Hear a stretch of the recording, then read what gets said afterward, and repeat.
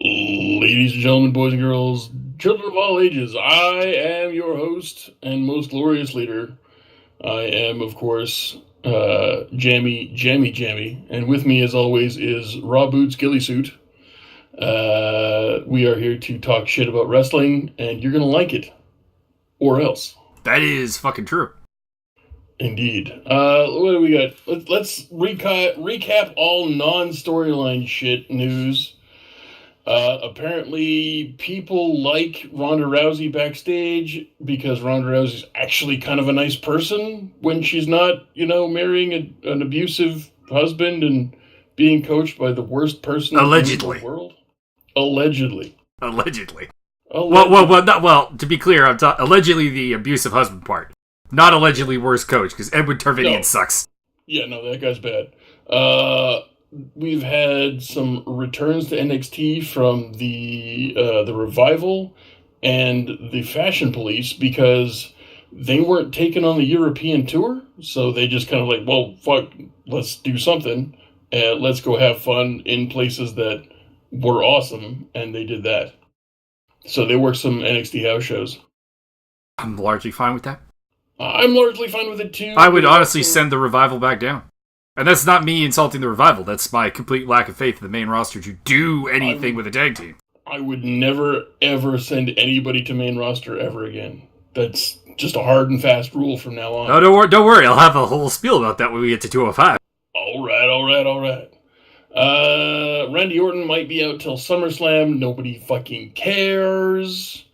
Who else? Somebody else got injured. Didn't they? Oh, there's wild speculation that Big Cass has been injured again, but he apparently worked the same injury angle like 4 or 5 nights in a row on the European tour, so nobody cares anymore? Well, that and it's Big Cass. Get used to him getting injured. Yeah. I mean, you called the knee thing a couple of weeks ago. It's his knee again, apparently. Yep. Apparently Sasha Banks and Kevin Owens have signed a giant big money contract, multiple year contracts, in the last, 3 weeks. I'm disappointed that Owens would re-sign because there's stuff he could do on the independents. I've said it before. Unfortunately, there's not really a second avenue for American women right now. Come on, Women of Honor. Keep trudging on. Please, dear Lord. It's either Women of Honor or the Knockouts division, which is for idiots. At points in its history, it's been good. Yeah. If they didn't call it the Knockouts division and have the belt be pink. I don't even really care about the pink thing, because, whatever. Women do legitimately like pink. But yeah, the Knockouts name always kind of... Well, let's put it bluntly. Vince Russo named the division. Yeah. What else is going on here? Bobby Lashley's career is over. It's been over for a while. Yeah. CM Punk may or may not wrestle at All In. Nobody cares or knows. Also will be on he also will be on a UFC pay-per-view main card. Fuck that. Yeah, in his defense, he has said straight up, like, if it was up to me, I would not be anywhere near the main card. I'd be like the opening act on the prelims. Because he knows he doesn't deserve to be there, but they're paying him a shitload of money, so they got to use his name to make more money. And arguably, he is their biggest draw right now, with John Jones on drug suspension and Connor's legal problems. And Connor being a fucking coward who refuses to ever goddamn... I swear to God, Conor McGregor's career is one giant accident, and he knows it. I think he just wants to get paid. I'm fine with that too, but he knows his whole career is a giant accident. Like, oops, I beat that guy. Oops, I beat that guy. Oops, oh God, a title? Oh, fuck, what do I do? I'll just talk a lot of shit, I guess. Well, he knows that at the end of the day, a very small segment of the MMA fan base actually cares about MMA. This has been proven by the fact that to be a big draw has nothing to do with your fighting skill. Like I just said, the biggest draw the UFC has right now is CM Punk. Well, I think that if Conor McGregor started talking shit and Dana White told him to shut the fuck up, you stupid little fucknut, it would have been fine. Yeah, but Dana would never do that because that's their money. And Dana doesn't know anything except talking because that's all he does. Oh yeah, no, we've established that Dana White's ability to promote anything is retarded. Yeah. I don't know if we touched on this last week, but Enzo Amore has been completely cleared of all charges. I largely expected that would happen. Yeah, so apparently he's going to be making a big appearance somewhere. I'm assuming Impact because he's not smart enough to go to ROH. That and he might die in ROH. Yeah, I mean, dude, but can you imagine if he stayed in ROH for 3 years? How much he's already the best on the mic in the business right now. Can you imagine what he could pick up if he's that good at picking up stuff on the mic? What if he's that good at picking up stuff in the ring? Which it's been shown. I will grant you, it's been shown that he's not quite on that level for physical skills, but he does pick up stuff quick. So the only thing I would have to say about that though is that Enzo Amore likes to talk. I'm not entirely certain he likes to wrestle. I think wrestling to him is how he got famous, not what he loves. Yeah, I can see that being a thing. What else is good? They're going to have another Mae Young Classic. Nobody cares. You didn't do anything with the first one. We'll get to that later. Oh, yeah.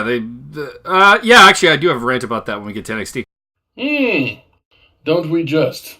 Uh-huh. What else is going on in the world of wrestling? You remember the big payout that all the women and non-used talent were supposed to be getting from the giant Great Tossed Royal Rumble? The Jeddah show, yeah. Yeah, apparently that hasn't and is not happening. There's a couple of things going on. Apparently, one, that was a wild rumor that a lot of people confirmed for no reason. Two, it might be true because when the rumor went out, the paychecks hadn't been cut and weren't going to be cut for like weeks yet. So it might still be a thing, but it basically went from being an outrage to, hey, they're getting paid anyway, so shut the fuck up, to, oh, by the way, they're not getting paid, to maybe or maybe not, we don't know. Yeah, I mean, my thought was always that they would not get paid for the show. They would get paid in a degree on the long run, because if you look at the Owens and Banks contracts, it looks like the WWE is increasing its payroll probably as a direct result of the Saudi money. Which leads us into our next non-wrestling totally related story. Apparently, they've signed some sort of $75 billion contract for SmackDown alone on Fox. Yeah, I'm surprised it was only $75 billion considering the amount of money that the UFC is getting in TV rights, which are not notably greater ratings. No, apparently the UFC deal is less than the SmackDown deal. That I don't remember. There's wild speculation and retarded people just talking shit. From what I heard, it's like a $2 billion over I don't know how many years for SmackDown, and UFC is getting $1.5 billion, from what I can remember. That would be the current contract. The one that they're negotiating now, though, would be larger. No, that's what I heard about this current contract. Oh, yeah. So unless somebody's reporting everything wrong, that's what I've heard about right now, right here. There are definitely some varying numbers, obviously, depending on, in a nutshell, how should I put this? How biased towards the UFC said reporter is. Yeah, I'm down with that. And in, I think, our potentially final non-storyline news, John Cena and Nikki Bella have worked everybody, and they never broke up in the first place. Oh, I knew that as soon as Nikki Bella came on to one of those talk shows. I don't even know which one it was, but I saw the clip. And she's like, it's like she's doing the crying thing. It's like, it's really heartbreaking to have something like this happen. And you can tune into Total Bellas and you see how it all went down. I didn't know that was a real thing. I don't watch any TV. Oh no, this is literally a clip I caught on the news of all things. Nice. And Jeff Hardy may or may not be injured again. somewhat wrestling related news. One Johnny Mundo is going to be on Survivor this season. That's not a thing. It's a thing. Nobody's ever heard of that. You have seen the video proof. I deny all knowledge. It's because you're a liar. No, I'm just creative. But that's a lie. You're both. I'm creative in a way that the truth is malleable and entertaining to me. So we want to start with New Japan, ROH, or WWE. Let's just go through. My notes are structured as such. We got 205, we got NXT, and then we got ROH. And then I don't have notes for New Japan, but I never do. So I do have notes, so we'll bring it on home with the main event being New Japan, as it should be. Stay tuned, folks, or skip ahead. I mean, you're that's also an option, but we're entertaining, so stick with us. So 205 Live. We opened up with the Drew Gulak and the Grand Metalik, and Jack Gallagher and Brian Kendrick on commentary. By the way, it took them this long for someone to make a Grand Metallica reference. What the hell? I have notes. Alrighty, go for it. First, I'm gonna go note by note here. 1, Cruel Winter on commentary. 2, DQ incoming or post-match beatdown. Yawn. 3, Percival. Lol. He referred to Percy Jackson as Percival. I enjoyed it. Percy Watson. Whatever. And then as they're talking and the match is going on, they're hyping up more and more their admiration for Drew Gulak. So my fourth note here is: are we going to see a third member of the Cruel Winter? I'm down with that. I could see Gulak working with those two. Yeah, it'd be dude. Those would be the most hated 205 members of all time. They already are. I mean, yeah. Your boy, Dude McStuff referred to the commissioner as Jake Maverick, which I enjoyed. Nigel McGuinness basically started, let's start some hate. Kind of basically almost said exactly that and try to get all the heels on board with bashing the Lucha Mouse Farty, which was fun. And then we had the Grand Metallica line. The Fiesta line. The Burrito line was good. Yeah. Liked their first album better. There was a really, really great slide to the outside moonsault spot, which was fun as shit.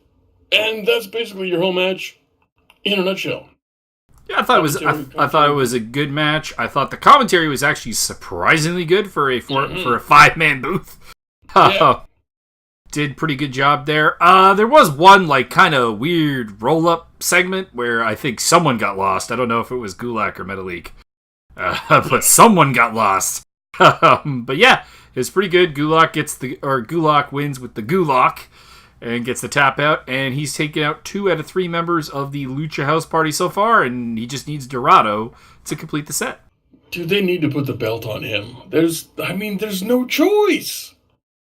Definitely at some point. I don't know if I'm hankering for it right this second, but yeah, before it's all said and done, yeah, Drew Gulak should have some gold. I just don't get it.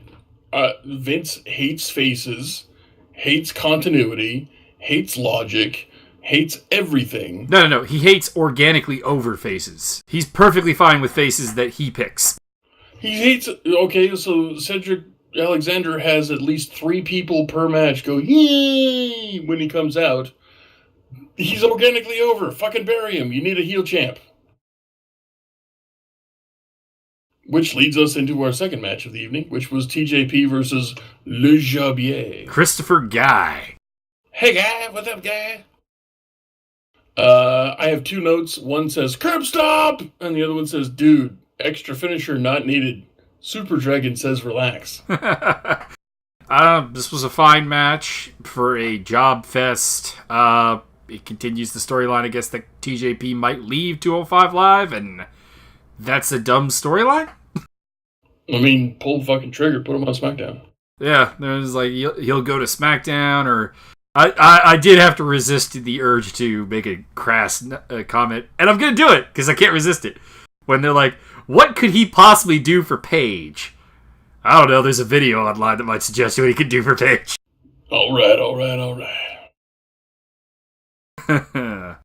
Then we had a brief Cedric Alexander interview. This was shit. And then we had a Hideo Itami and Akira Tozawa. I as soon as I saw Cedric Alexander's face on the screen, I was like, oh, fucking skip. I don't need any of this hometown schmarmy-marmy. I'm just going to go out and do my best. I'm the best there is. I'm super good at wrestling, guys. The sad thing is Alexander can actually be very good on the mic. They have just they have written him into a black hole. If he's pissed off, he's great. But he should be pissed off. He got jumped from behind. I would agree. I don't have a ton of notes for Itami versus Tozawa because shit, this was good. Fuck me running. I actually kind of have the opposite opinion in that I didn't think it was that good. But the caveat is that I think I just talked myself into thinking this was going to be way better than it really could be. That's probably true. I feel like I got onto the cliff of expectation, and then when it came, I was like, this did not push me off. No, I thought this was first of all, they started out with all the chops in the world, which hankers it pulls my funny bone going back to your boy Joe versus your boy Kenta Kobashi. And I was like, ooh, how long is this gonna go? This could go a long time.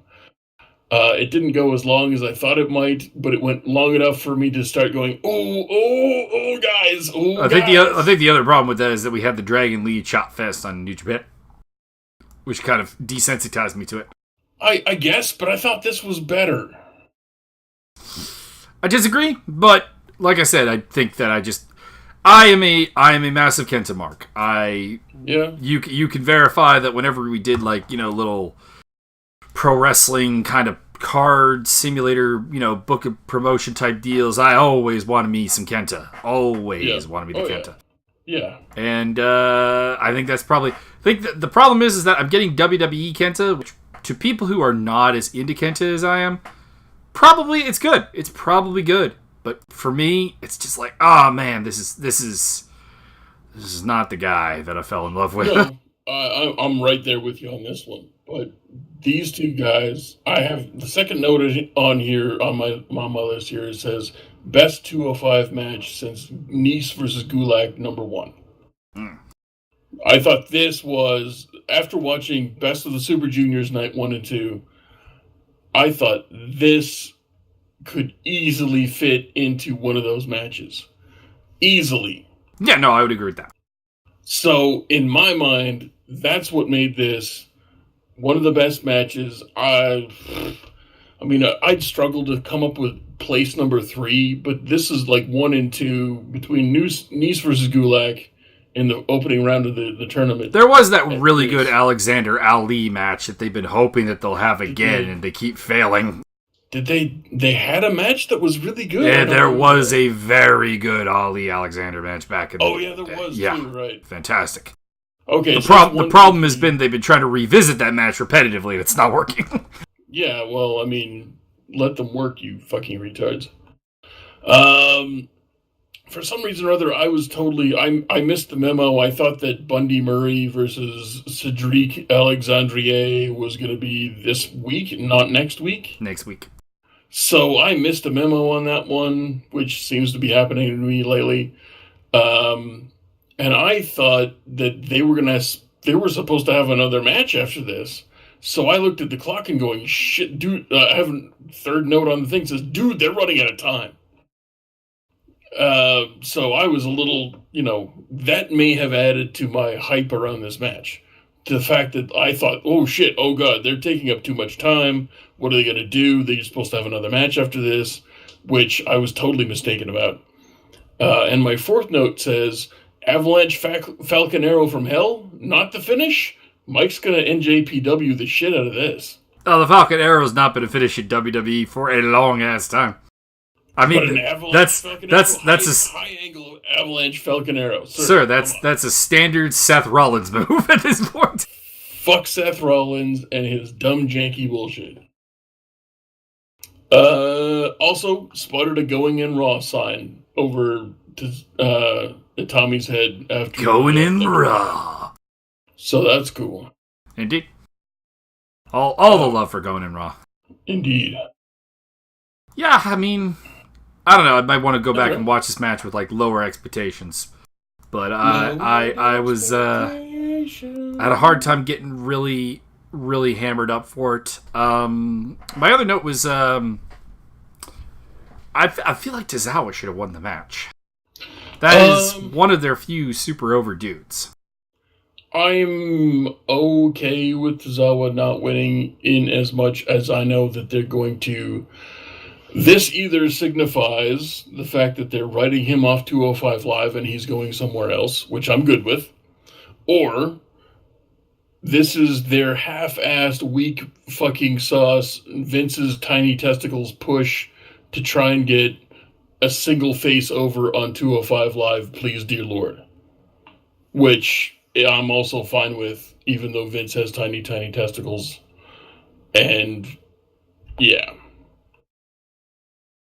Yeah, I could definitely see that. I mean, the thing with like the whole writing anyone off 205 is where do they go? It's not going to just be a flat-out burial on Raw or SmackDown. I don't know. If I was in control, I'd make NXT a 3-hour show every week, and I would do it like in New Japan. You'd front load it with multi-person matches of people that need to get experience. You'd have a 4-match set that would cap off the show, and you would have 1 or 2 matches in between those 2 sets that were going to be kind of showcase pieces for people that needed it. Uh-huh. That's how I would do NXT. And I would never send anybody, for the love of God, never send anybody to Raw. SmackDown only. Never send anybody to Raw. No. With SmackDown becoming a big moneymaker with the Fox deal, you know Vince is going to be over there hard, too. Yeah, but here's the deal. It's not going to take effect for a year and 2 months or something. Oh, but he'll be there before then. He's got to get it ready. He's got to, yeah. SmackDown's not our quality entertainment. I need to oversee the preparation. Yeah, but he's got to be, at that point, a year and a couple of months from now, he has had to have, if not fully committed to this XFL thing, at least 80% committed to the XFL thing with handing things over to Triple H or whoever. If he doesn't do that, both are going to fail utterly, which kind of, to be honest, that's Vince McMahon. To completely fail where he could succeed both ways. I don't really ever know if the XFL is ever a winning proposition. But if he doesn't commit, it's not going to be. No, I agree with that. I just think that any football league going against the NFL, even as the NFL gets weakened with this whole fucking stupid kneeling thing, what the fuck? Chris Fitch, go stick your head up your ass. Pretty much, which is my reaction most of the time. You weird-ass fucking Southern Mexican. I joke most of the time. Okay, my commentary on the NFL kneeling thing, I'm fine with it. I think it's a dumb rule. I'm fine with it. If you want to protest and be counted by your absence, stay in the locker room. Oh yeah, I'm going to significantly laugh if opening day comes around and the entire 2 teams on Monday Night Football are just not on the field, just not, all in the locker room. Listen, you got the assistant coach out there by himself with the defensive coordinator. Fuck it. Be counted by your absence. I am fine with that shit.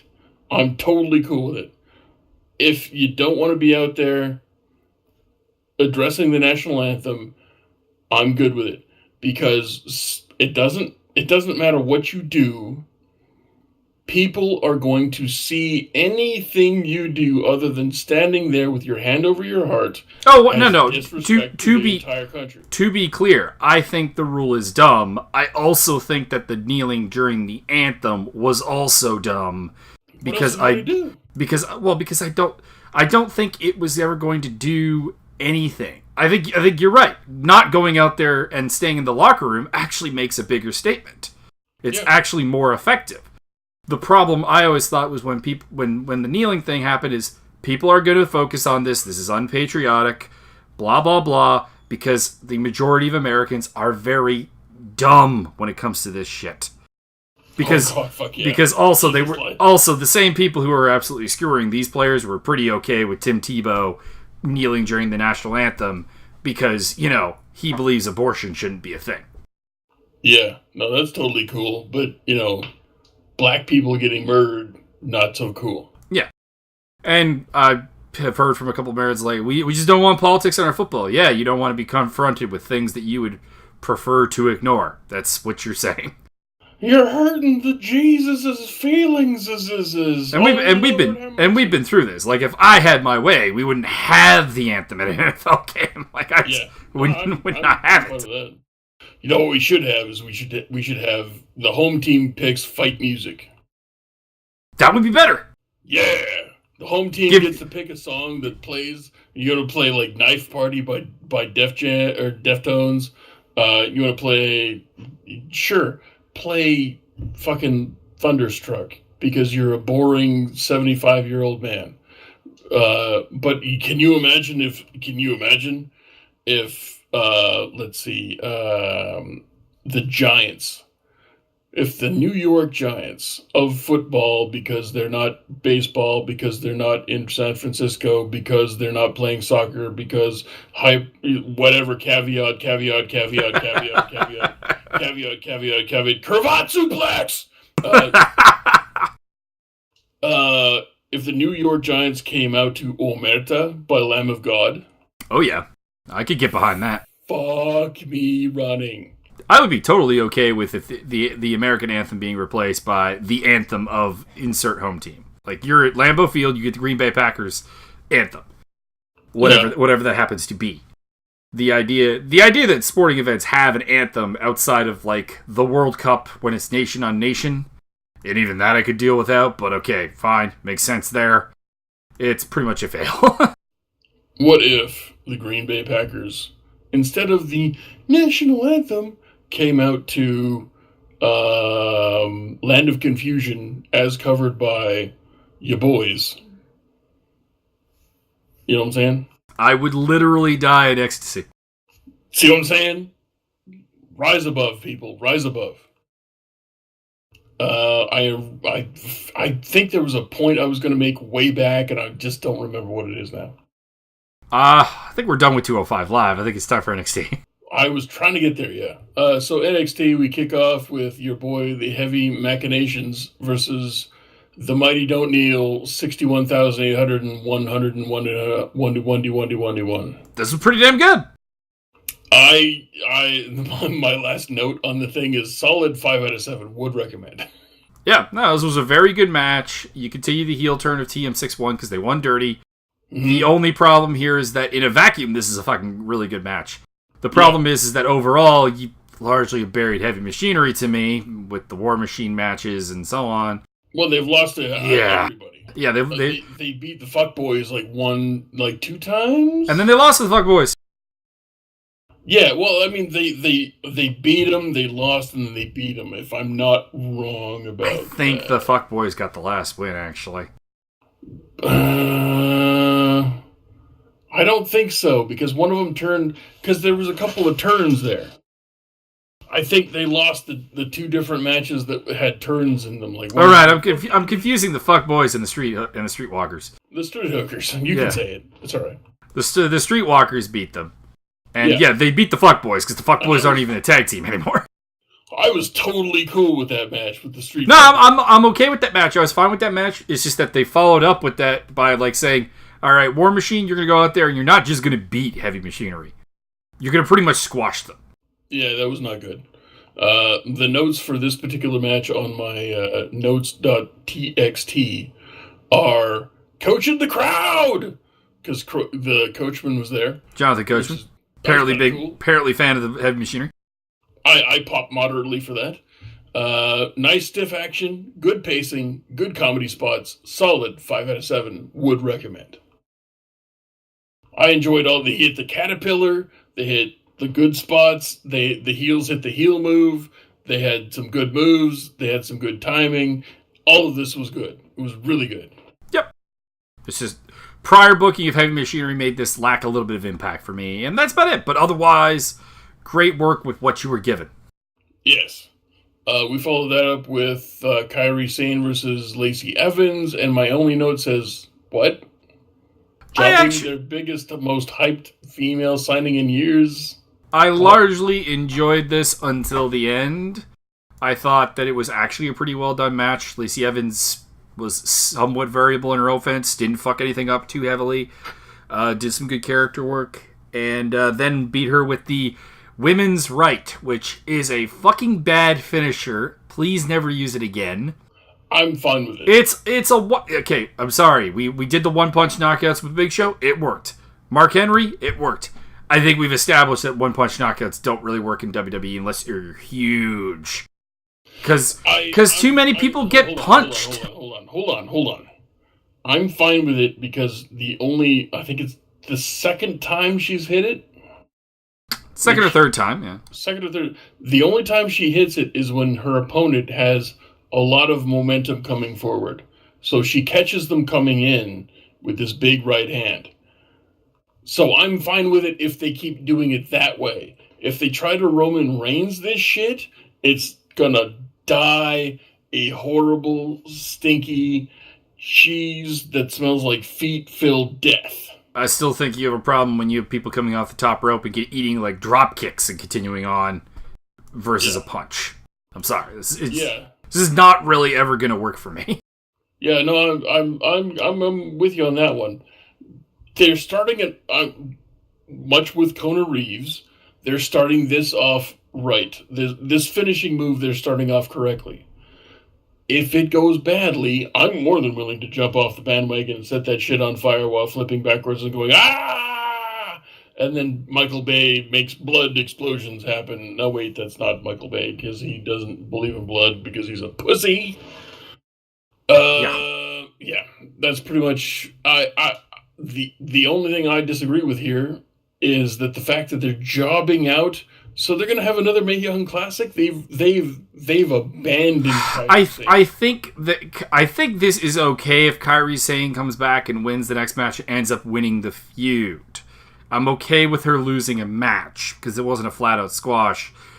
But the problem is up from the Mae Young Classic till now, with the exception of giving Kairi Sane a spot in that Fatal 4-Way for the women's title with was she in the Asuka match? She may not even been there. Fuck.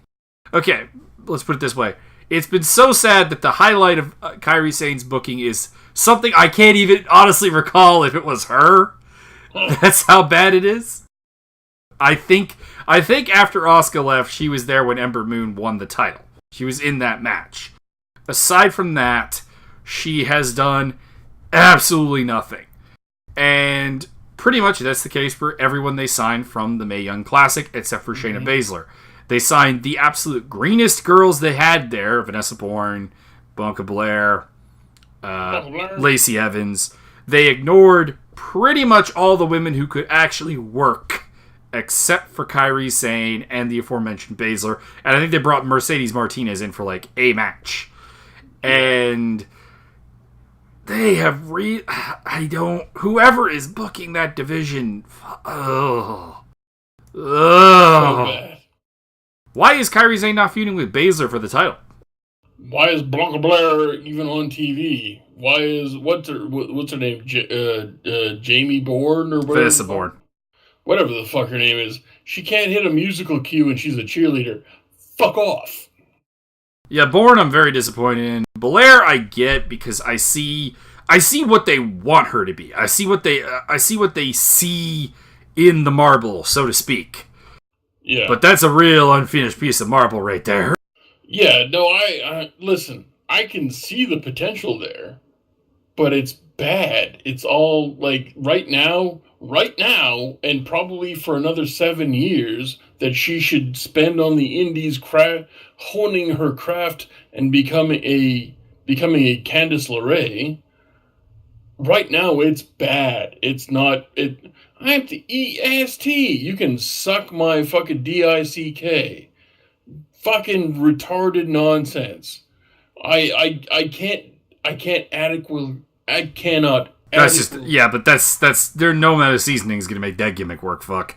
No, I'm trying to say, and I'm having a few problems with my enunciation because of James Beam in my system, but I cannot adequately express my underwhelmed, disappointed disgust with that dumb fucking gimmick. And please, for the love of Satan, remove the fucking muskrat from her head, because the fake ass 9 foot braid is fucking trash and I hate it because I can see that it's fake. For fuck's sake.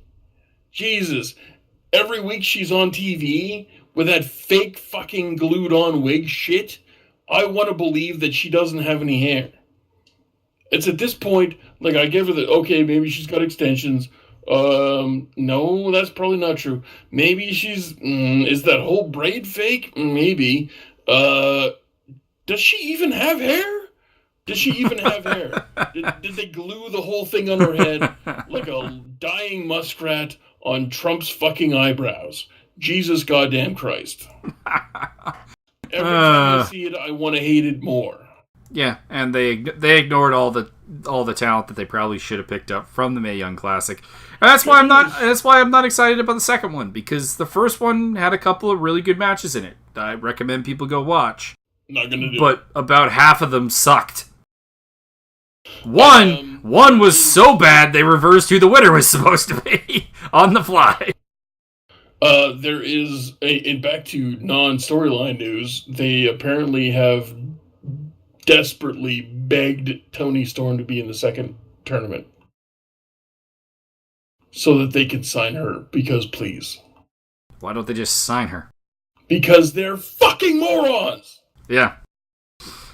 Yeah. Ugh. So, after that catastrophe, and they burying their tournament winner, who should have the title right now, or at least chasing. Or yeah, getting back to my point. Instead of having Kairi saying chase Baszler for the title, she is the woman who has a win over Baszler via the Mae Young Classic. She's the obvious number one contender. It's either her or Nikki Cross. Instead, we're getting Dakota Kai going after the belt, which could be good if we get more motivational Nikki Cross. Yes. But it's good because of motivational Nikki Cross. Yes. Like, literally nothing about Dakota Kai other than they think they can make a Kiwi Bayley, but they don't really know what they were doing when they made Bayley because they're failing here. Yes. Instead, we're getting that story. They're not failing yet. They're turning it around. They're turning it around from the thing that I hated the most. Yeah, but this week again, Baszler comes up to her, shits her pants. Again. Didn't totally shit her pants. Oh, she shit her pants. Listen, I'm not gonna lie. There's a certain amount of mud butt going on. There's a lot. But it wasn't a full turd. It was better than prior, but it was still shitting the pants. She's turning the corner. There's a little bit of... But there's not like a full... Oh, God, where's my locker? Where's the locker?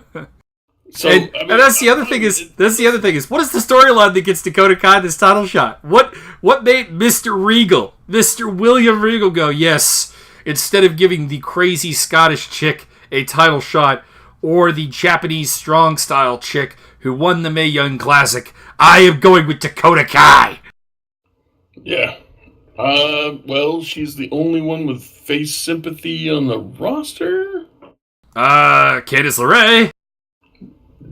Too busy. I would agree with too busy. I'm just saying. Has face sympathy. And Kairi Sane can generate face sympathy. God damn it. Yeah. Oh no. I don't see it, but gonna disagree a little bit because I'm gonna be pedantic. Na na na na na na. You use the word sympathy. Na na na na na na.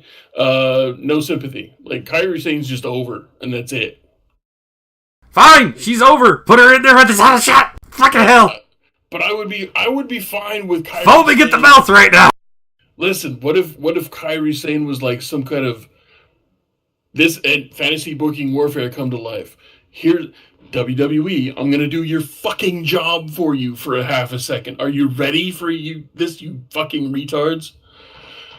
You've got Shayna Baszler and Dakota Kai. Dakota Kai is scared of bullies. She's freaked out. She's got PTSD. She's got whatever psychological symptom you want to run with. You've got Nikki Cross backing her up and borderline harassing her the other way. You've got Nikki Cross basically being a sheepdog, going, "You're going through that gate! You're going through that gate! You're going through that fucking gate!" And you've got Dakota Kai going, "Shit, fuck, shit, fuck, fuck, fuck, shit," in the middle. And you've got Shayna Baszler being like the ultimate food trough, if you will, at the end of the thing. You could make the next Ultimate Bayley out of this, and then have Nikki Cross turn on her or whatever. Oh, hell yeah. You could do this either way. If you go heel, fine. If you go face, probably more than fine. If Nikki Cross goes total face, the money you can make is uncountable at this point. Especially if she gets Dakota Kai over as a face, as the ultimate new Bayley. Between the two of them, you can't go broke for 5,000 centuries. Because, oh my god, I can't really even explain. If you can't buy that right, if you don't fundamentally understand and feel the consequences of what I've just explained to you right now, I literally can't help you. That's just the end of the conversation. So, what you need to do with Kairi Sane is keep her away from the title, but not so much. You need. What else do you have to do with her, though? Listen, I don't care. You have her kick a few teeth out of Jason Bourne. You have her, like, rip an arm off of Lacey Evans. You have her suplex whoever you want to have her suplex. You have her slide the D into whoever you want to slide the D into. And occasionally, she shows up behind Shayna Baszler while Shayna Baszler's doing a promo. And Shayna Baszler goes, "Fuck shit, oh, fuck you, man." That's all you need to do. And eventually, once the Dakota Kai, Shayna Baszler has flip-flopped, I don't know, 2 times, you have Dakota Kai win the title and then overcome all odds, and then you can't just get it back. You can't give it back. You have to have her defend the title for, I don't know, 3 months, like between one, like actively on TV, defend the title in people's faces. I have the title. I am defending it. Between one takeover and the next one, or maybe the second one after that, and Shayna Baszler has gone on a tear. You don't have to have Kairi Sane on screen that much. Occasionally, it's not a constant need at this point. Eventually, Shayna Baszler just brutalizes Dakota Kai and gets the title back. And then after that, you can have either another comeback story for Dakota Kai, or you can have Kairi Sane swoop in and go, "Listen, bitch, I won the tournament. You didn't. Suck all of the lady parts, and let's do this." Except by that time, you have another Mae Young Classic going on. Yeah, but they buried that chick by the end of it anyway. It doesn't fucking matter. I mean, I like what you're selling. I don't think that's what they're doing, and that's probably why I'm annoyed. Listen, That's nothing I ever say out loud is anything they ever do right. I don't want to jerk my own dick here. I'm gonna. Oh, hold on. Oh, no, that's pretty good. I like that. I'm gonna jerk my own dick here. I'm the best, and everybody you've got writing for you is either too scared of Vince McMahon or Vince McMahon is a fucking pussy. That's the end of it. He has no vision, no concepts, no nothing. He's got zero. The grapefruit stomp he does down to the ring might as well be just the tightest ass little. He's got vision. He's got vision. The vision is Roman Reigns covered in baby oil. Yeah, listen. If they could get Roman Reigns, actually, you know what? I'll give him credit. I'll give him credit right now. Roman Reigns has not worn the body armor the last couple times I've seen him. Several years too late. Several 2 years too late. The problem is he's still does he have bitch tits? Like, what's the deal? Does he have a swastika tattoo on his sternum? What? Take your fucking shirt off. You're a professional wrestler. You're not Bam Bang Bigelow. You're not fucking Van Vader. You're not not Kevin Owens. You're not Kevin Owens. Take your shirt off and flex for the ladies. Sell more merch, you fucking retard. I genuinely don't get it. You're not D'Lo Brown, but apparently you've got the musculature of my ankle. So, what the fuck? Take off your shirt, flex some shit, cover yourself in fucking Vaseline from head to toe. Make Vince, just distract Vince for us at least. Get Vince's dick hard. Have Braun give him a big old meaty hand job. Something. Do something. Anyway. Oh, Jesus. All right. Moving on, we had the interview bot interview the Garganos on the way in, teasing Johnny's retirement, basically. I have one note that says Johnny/Candice promo, going the full Gertner. Mm-hmm. Then we had a little bit of the Britt and Bruiser and the Era talking about their takeover title shot. And I enjoyed Bobby Fish really a lot in this whole thing. I didn't know that Bobby Fish was good on the mic. I was unaware of this until he got injured. That is true. Although O'Reilly is totally killing it. He had Peter Dune and Oni Lorcan. Fucking, that's fantastic. It tickles all of the ivories in my brain. Yep, so they're doing really good jobs here. With the whole, basically the Era storyline with Pete Dunne and the Britt and Bruiser. I'm looking forward to basically all of that. And then we went on to Lars Sullivan versus Ricochet and the Velveteen Dream. Dude, I love this match. I love this match. I literally had one gripe and my notes, and you're gonna know this is coming. The rules, ref. Yeah. I hear there's this little black book somewhere. It's called The Rules.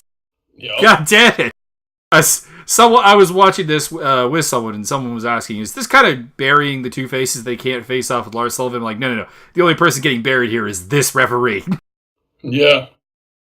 There was a lot of fast and loose going on here. I was completely fine with the majority of it. I really enjoyed the fact that between the two of these guys, it was very obvious that Ricky O'Shea was calling the action. He's the veteran. But yeah. He's the one directing things. That works great. And it works great into the finish, but I'm still bitter about the finish because this match was going so well. This was like a train that had the perfect downhill grade and the perfect amount of coal in the burner, the perfect amount of steam, the perfect amount of all of that. Oh, I'm hiccuping like a bat. I can tell. Oh my god. This was a freight train bound for glory that got pissed on and kicked off the rails 17 feet short of the destination. I did not hate the ending, actually. I was okay with this. What specifically about it do you not like? Because I can do it better. Well, we could always do it better. It could instantly be done better. You have the two go over Lars, and then Dream instantly returns on Ricochet. That is where I thought they were going, to be honest. But I kind of liked the shock value of him turning during the match. But I mean, it does admittedly make very little sense for the Dream, because in a nutshell, Lars Sullivan's got to win over both of you now. Probably gets the title shot against Aleister Black, and this leaves you probably facing Ricochet. Mind you, I mean, at the same time, as if he turns on Ricochet afterwards, I mean, I guess, how close are we to the next takeover? We're pretty close to the next takeover, though. This is the only thing. Yeah. We're a little time sensitive here that we kind of needed. We kind of needed to set up a program of Ricochet versus Dream and also someone going for the title. I think this is probably the best way of doing it. I guess, but I mean, I've already seen Ricochet versus Dream, and it was shit. I'm willing to give it a second try. I've seen Ricochet have bad matches with people before and then learn from it and pull out a much better match the second time out. I can think of a number of examples. So I'm interested to see. Okay, Ricochet, we kind of fell flat with the first one. What can we do on the second one? Yeah, I mean, I'm willing to go there with you, but I don't have that kind of faith because I don't think Dream is that good. That's kind of the end of the story. We'll see. This is more about my faith in Ricochet than my faith in Dream. But the last time they had a match, it was crystal clear, obvious that Dream was nowhere even close to that level. He was dragging the match down by its teeth. It was garbage because I'm just saying, him. I can think of some guys that Ricochet has brought to 4.5-star matches that were not very good. And there are some good things about Dream. I'm interested to see what can happen here. I'm willing to put my... And the thing is that either way we were going to a Dream versus Ricochet match, because if they win this match against Lars O'Sullivan, they're not both getting a title shot. They're going to have to face each other for that title shot, so we end up with that match anyways. Yeah, I guess. Even though EC3 is kicking around, I would much rather watch... Oh, yes. Versus EC3. Yes, I would. I absolutely would. Listen, I know that your little bitty crowd in Florida really loves the Velveteen Rabbit, but you've got Ricochet and you've got EC3 and you can fucking suck my dick. What the fuck? Yeah, that is kind of the weird thing is I don't know what... Like, you would think that EC3's got to have a role heading into this takeover, and he's really got nothing, and there's not really a dance partner available. Are they going to full-on Adam Cole the shit out of that? Are they like... Yeah, you've lost literally everything. Here's the title. Because I'm assuming, okay. We've got, well, Cole doesn't have a dance partner, but then you've got EC3 versus Cole, and that's kind of a double heel move. And now, granted, EC3's got a little bit of a face pop going on now, but I think they want him to be a heel. Yeah, I'm fine with him being a tweener. Yeah. Oh, but we don't do that. Yeah. We made a lot of money with Stone Cold Steve Austin doing that. We don't do that anymore. Yeah. So, bottom line for this match, go watch it. If you disagree with the finish, let us know, because I'll be on your side. If you agree with the finish, let us know, because Mio will be on your side, and he's wrong. So, that's where that is. This is always your claims. But if he turns on, I'm saying it, your problem is you don't want to see Ricochet versus Dream. Problem is that either way, you were seeing Ricochet versus Dream. Yeah, no, I can't avoid that. You're not wrong on that one. We finish off the ROH NXT versus with the Johnny / Candice in-ring promo where it's very apparent that Johnny is going to announce his retirement because Candace told him to, and he doesn't want to, so he gets the crowd on his side. The crowd starts chanting in his favor. I have a couple of notes here. Why do I have this shitty feeling that they're about to throw away Candace by turning her heel? I totally can see that coming. I really can't. I mean, this was kind of a heel move. Like, this is like if Brie Bella had been telling Daniel Bryan to retire. In a nutshell. Yeah. Because, and the thing was is that Gargano's injury didn't even happen during a match. It happened when he got jumped from behind. Something that, in theory, should not happen.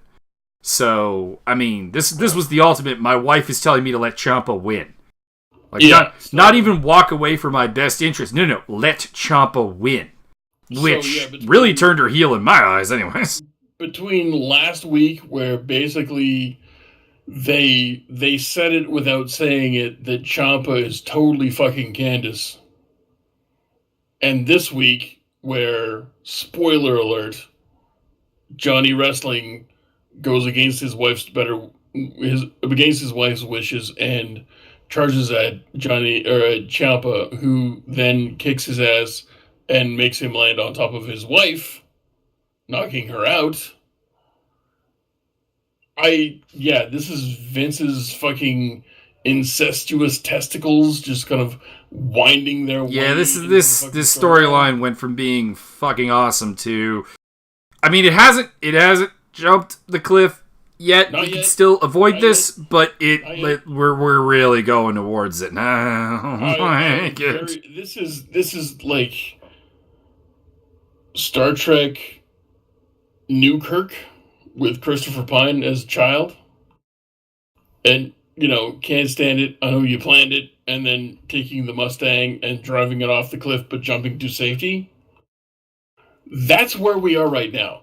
The Mustang is sailing off the cliff and the kid is in the air. I would say we're sailing to the cliff right now. We're not quite over the cliff, but I think we're over the cliff. We're very close. We're very close. It's the difference between tires leaving the ground or not. I think the tires have left the ground. At least the front tires have left the ground. I will give you the front tire. All right. So front tires have left the ground at this point, and we're desperately going, fuck, fuck, fuck, fuck, fuck, fuck, fuck, fuck, fuck, fuck, fuck, fuck, fuck, fuck, fuck, fuck. Because you know that Vince is going to screw this up so bad. Whoever's in charge of this is going to screw it up, because Vince is supposedly not very involved in NXT, but someone's trying to cater to his likes. Oh, man. But I will say this. There was one guy in the front row who used a little bit of intelligence and went right for the gusto and started chanting baby wrestling.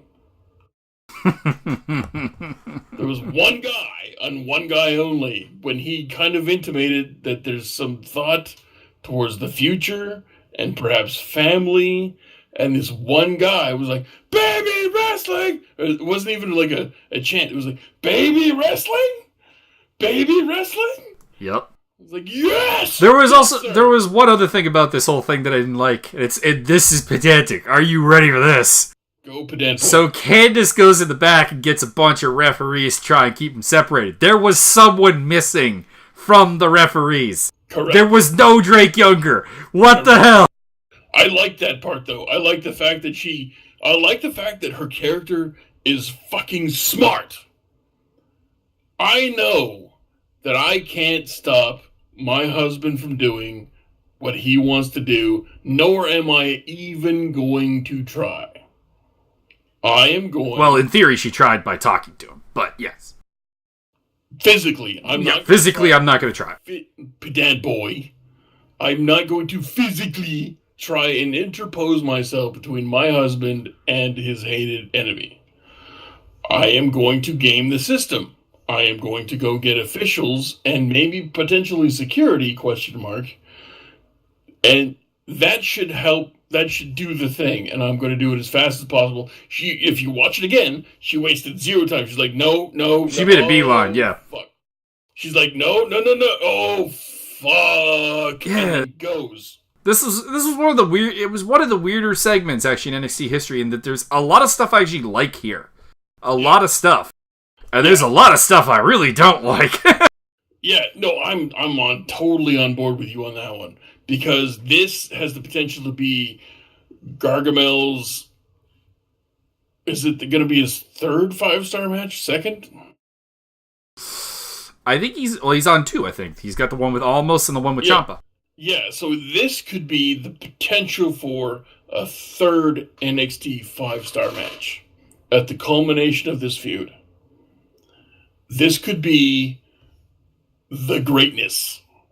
But you and I have watched a lot of WWE, and you and I know that they're well ready to throw a 5-star match as far down a fucking outhouse shithole as they can, piss gasoline on top, shit fire, and then kill themselves in the fucking explosion just to avoid good promo sales, good merch sales, good fucking attendance, and anything that could be considered positive.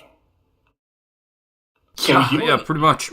You and I are on the same table here, where we're like, you and I might not like the same things that are going on, but we're both apprehensive about the same things that are going to go fucking colossally wrong. No, I think we largely like the same things. I like that she went and got the refs.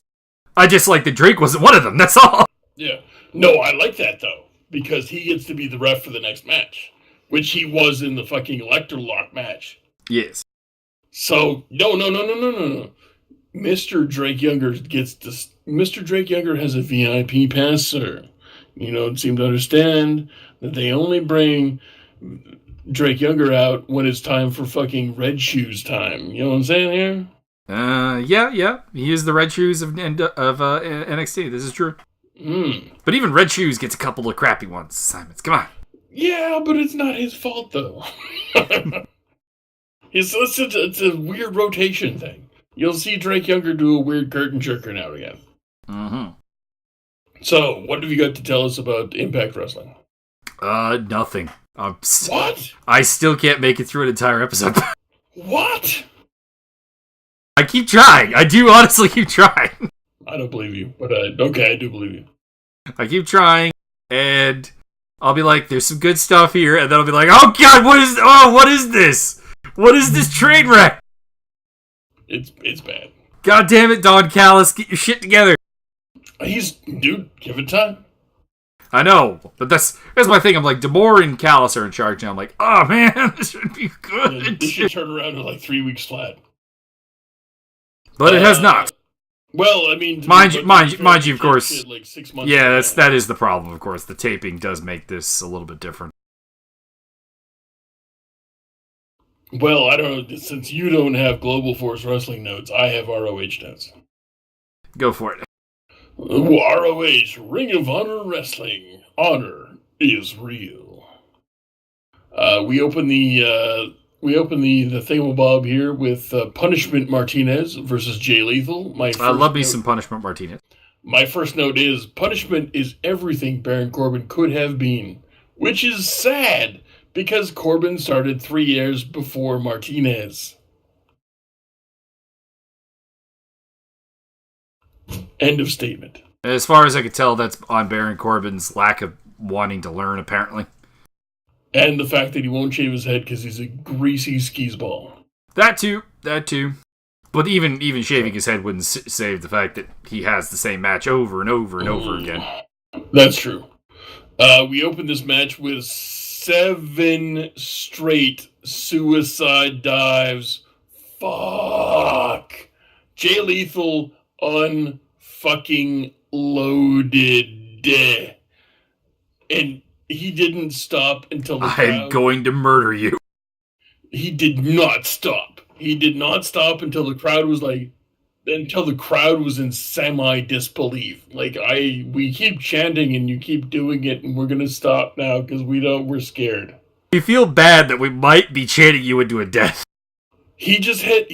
I counted on my fucking left hand while I'm watching this and expecting to type like 1, 2, 3. Oh my God, he keeps going. Oh my God. Oh my God. He would do a suicide dive, right back in the ring, across the ring, hit the ropes, suicide dive, right back in the ring, across the ring, hit the ropes, suicide dive. Yeah, he slowed down. But I mean, who isn't going to do that?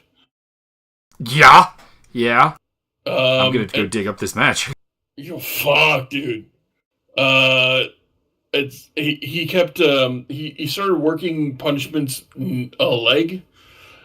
At one point, Punishment Martinez hit a tornado kick, which I like to call the disco kick because it just looks like a crazy fancy dance move until you slam your fucking chin across the back of their head. So at one point, Punishment Martinez, who was like 6'7" or 8" and 272. I thought he was 6'6", but yeah, somewhere in that general ballpark of the 6.5 plus feet tall. He's a large mamma jamma, and he hit the fucking tornado kick, what I like to call the disco kick. I was impressed with that. Lethal basically worked the leg a bunch of the rest of the time. He went for the lethal injection but got stymied, and then at the end of the match he hit the lethal injection and got the win. So Jay Lethal beating people who beat him, so he's trying to get back towards the ROH title. Cool. Yeah. After that we had Joey Diesel Daddiego versus Shane Dumpster Butt Taylor. I'm pretty sure that's not his actual nickname, but Jesus, man. Try it like what the fuck? I literally don't understand Shane Taylor's whole thing. I know he's supposed to be like this hitman for hire or goon for hire type guy, but you look ridiculous because you've got an ass that's 6 times wider than your fucking shoulders. So I don't get it. I had to look up a picture. I've seen Shane Taylor, but I needed to appreciate this. And yes, that is easily 1.25 ass over shoulder width. I do not understand what the fuck. The match itself was good. Like there was a bunch of good Daddiego is much more built than you think. Like he comes down to the ring in kind of boxer gear with like the neck towel underneath the windbreaker type scenario. Mm-hmm. And he comes down. He's a journeyman. It's very apparent that his whole gimmick is that he is a journeyman, and it works great for him. There's a lot of good big man stuff. He teased trying to get Shane Taylor up on his shoulders, didn't work, blah, blah, blah, more match. Later on, he gets him up on his shoulders, and Ian, Rick, and Bonnie. There's a 4-man commentary booth, by the way. There's Ian, Rick, Bonnie, and some other guy that apparently is also a wrestler, but commentates. And he hit what they call the Daddiego driver, which is a Death Valley driver. Mm-hmm. But I enjoy it. Eventually, Shane Dumpster Butt Taylor gets the upper hand, beats the shit out of Daddiego, takes him on the outside, sets up a Spike Dudley spot with a flat chair between 2 sitting chairs, and crossbodies him through the middle chair. The ref calls off the match, or actually, I don't think the ref called off the match. Shane, I believe he warned the shit out of Shane Taylor, who got in the ring, chokeslammed the ref, did a shitload of power moves to a series of refs that came down, and security people as well. They have this officially listed as a draw, no contest. Yeah, so Daddiego may or may not have won and or got a draw. So that was fun. I would watch Daddiego wrestle again. He was good times. Shane Taylor seems to be the guy they're pushing. I would make him lose about 90 pounds in each hip. It would probably be better for his long-term health. Probably. We had a Cody and Brandy Rhodes promo. Ah, the lovely Brandy Rhodes. Indeed, Brandy Rhodes and Cody, who has magnificent teeth. Cody has decided he will get his title rematch against your boy Dalton Castle at the Best in the World. But I'm like last week they kind of teased it that Cody was gonna demand his title rematch, and Skrull was like, "But I'm facing him at that point." And so I'm pretty sure there's gonna be a 3-way dance between Cody, Skrull, and your boy Dalton Castle for the title at Best in the World. I will pay money for that. I have further notes which says heel on heel healing, sexual healing. True. Our final match of the night was Cody, Hangman Page, Marshall Skrull, with Bernard the Business Bear versus SCU, which is SoCal Uncensored, the veteran crew of Christopher Daniels, Frankie Kazarian, and Scorpio Sky. Correct. My first note is Bullet Club really needs to do a parody called 50 Cal Uncensored. Yeah, there's some obvious options there. Yeah. You're going to be shocked by this, and you might want to watch this match. Okay. Because your favorite wrestler in the entire world... It's Hangman Page. Stop saying he's my favorite wrestler. Your favorite wrestler is Hangman Page. We all know it. Don't deny it. Ugh. He's gotten out of my doghouse. That's as far as he's got. That motherfucker hit a shotgun drop salt.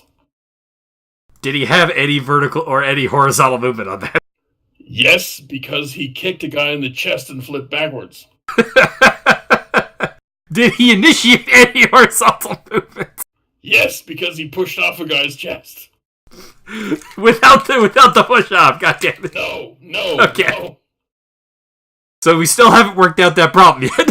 No, there's a note to come for that as well. But it was really good looking, dude. Like if he could just hit the lateral movement, holy shit, would he be good at this goddamn job? We had a little bit of playing back into the promo. Cody hit Skrull with a disaster kick by accident. My next note here says Page comes in 2 centimeters short on another standing shooting star off of the apron. He's gonna kill himself at some point doing that. Yeah, because somebody's gonna drop his fucking jaw right on their chin or right on their knee. Your boy Codingus Page, or no, Codingus Rhodes. Your boy Cody Rhodes hit what I like to... Listen, I invented this move, so I'm going to name it. I'm going to call it the Vertebreaker. Is that cool with you? That's fine. Yeah, so Cody Rhodes hit a Vertebreaker, and I marked out like you wouldn't believe. Your boy Hangman Page then hit Rite of Passage. I don't remember which. I think it was Scorpio Sky. I might be wrong. Might have been Kaz. But so Vertebreaker into Rite of Passage equals pin, and you can go suck all the dick. Or, if there's another genitalia. I will say it. I like a lot about Hangman Page's game. I just don't like the fact that it involves no horizontal movement on any high risk maneuver. Yeah, no, it's bad. There was a post-match schmoz.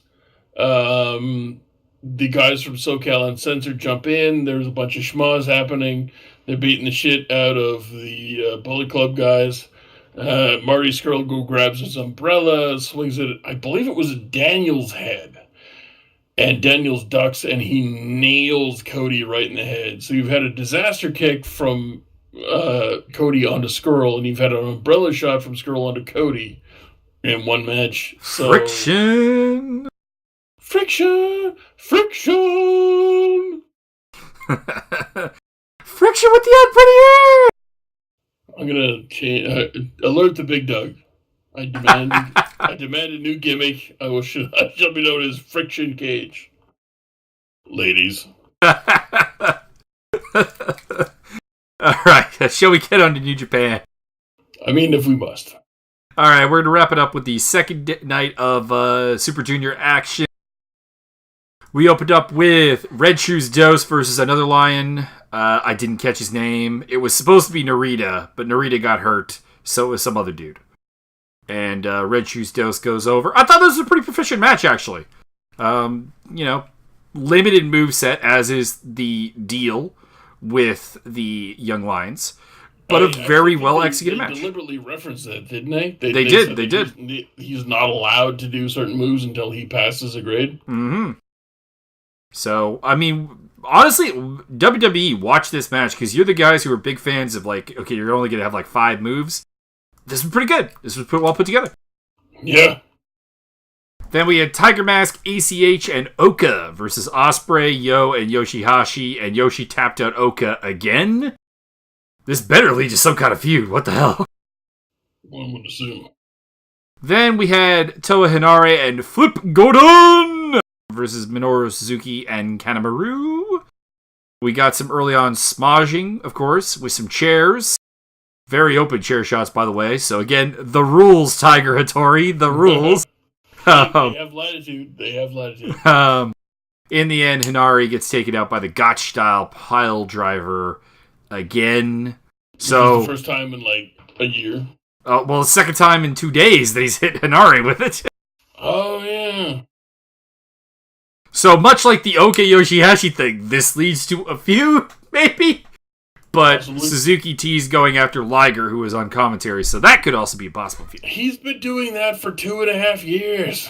It's a bit more now. It's moving more into it.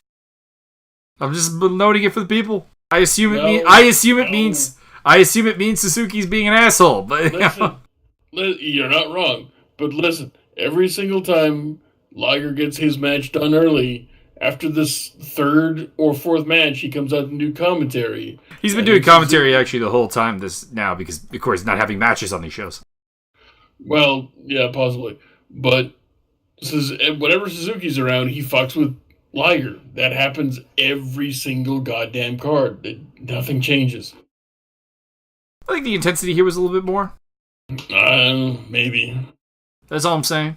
Suzuki fucking with anyone is par for the course. Then we had Bushi and Sonata versus Chase Owens and Taiji Ishimori.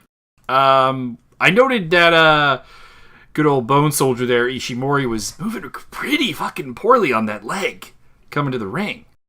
But he started moving better as the match went on. Yeah, it didn't seem to really affect the match, but like walking down to the ring definitely was a problem. It's a bit weird. This was a relatively tame match with Owens tapping out to Skull End to give to end his minor winning streak that he had going on there. No. Then we get into the actual tournament matches. We opened up with Sho versus Dragon Lee and fucking forearm exchanges and chops. Oh my god. Oh my sweet god. There were multiple false finishes to this point. I thought we were going to get a double count out when they were just both absolutely chopping the shit out of each other on the outside. Holy fuck. This was a good match. Apparently this one got 4.5 stars out of Meltzer. Yeah, I would more or less agree. I thought this was really well done. I had one problem, which was the stupid El Patron stomp thing, but I always have a problem with that. And I've discussed before, so I'm not going to get in overly deep. In the end, Lee ends up going over to get the big 2 and moves into first place in the block. Him and everyone else. Well, at this point, it was just him. He's not going to be alone for very long, though. We had Desperado versus Rushika Taguchi in the second match. This one actually kind of pissed me off because Desperado was so blatantly cheated to the point of taking a tire iron to Taguchi's funky weapon. How this didn't end in a DQ, I don't understand. Funky weapon. At several points in my notes, there's just in all caps, the rules, Rev!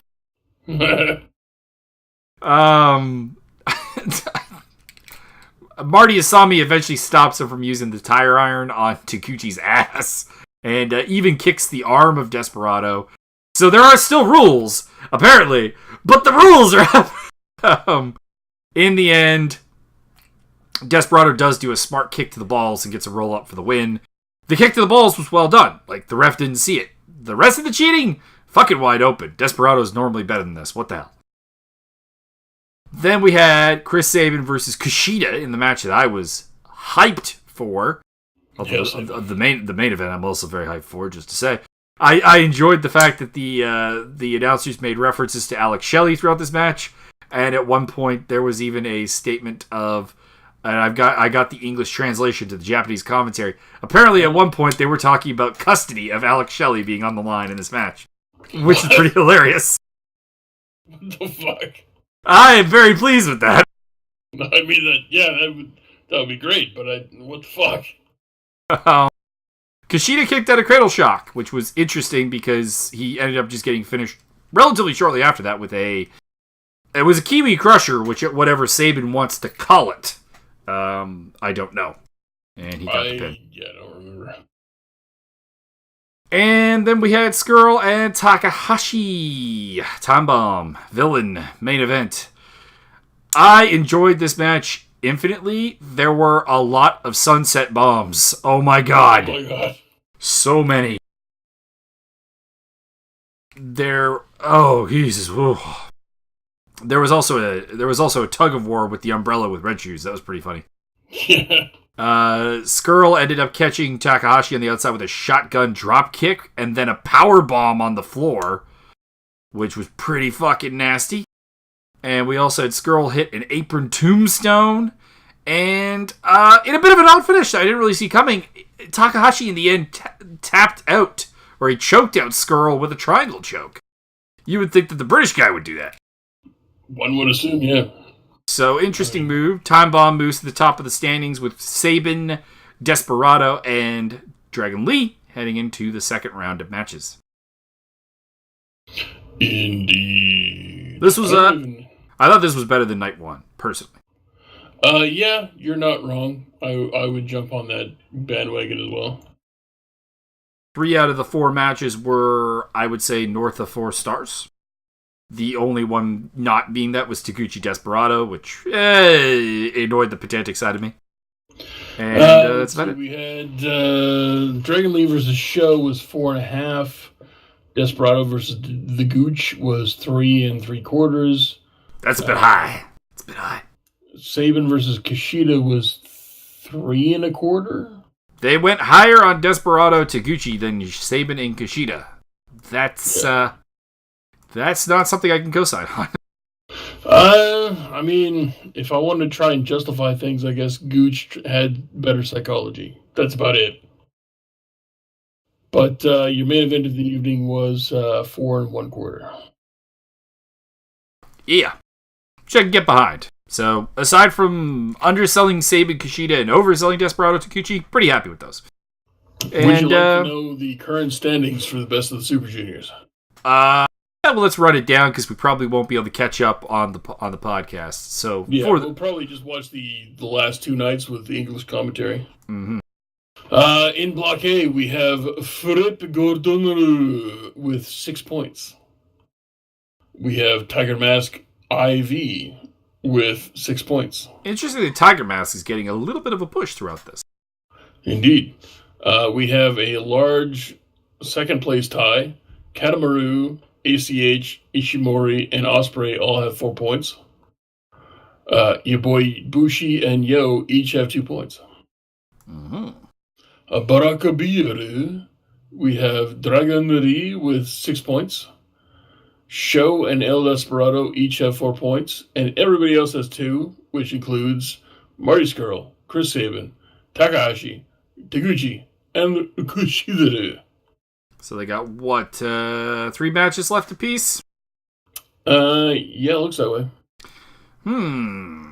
So I was always under the impression that Block A would go to either Ishimori or Ospreay. But it could go to Flip Gordon, actually, now that I think about it. Looks that way. Yeah. I have to assume they're going to push him over Tiger Mask. Block B, I'm thinking goes to Dragon Lee. What? Why? Because they seem to be pushing him relatively hard right now. Oh, really? Because looking at his results for a moment here, Dragon Lee has beaten the Time Bomb, Sho, and Taguchi throughout this tournament. He is perfect and has, I would say, one massive win there. I would say he's going to take the block. Yeah, I mean, so really they could push El Desperado for the rest of the match and have him versus Dragon Lee for, like, the culmination. It would be pretty much the only thing they could do. Mm-hmm. Makes sense. So, yeah. Pretty good. Obviously, Super Juniors are always very fun, and I think this is actually probably one of the deeper fields they've ever had, which is, kind of weird when you consider that WWE is actually, swapping up a lot of cruiserweight talent. Yeah. Oh, also, Flip Gordon has beat Tiger Mask, so he holds the tiebreaker. Mm-hmm. Flip, flip, flip, flip, flip. Flip Army, baby. Or as the Japanese like to call him, Gorudon, Gorudon, Gorudon. Which I think we need to alert the Big Dog that we need a new Japanese monster faction. And we need Gorudon. Gorudon needs to be one of those. Anyways, that is our pro wrestling breakdown for the week. I hope you're all enjoying everything. Get out. And get off of Byron's lawn.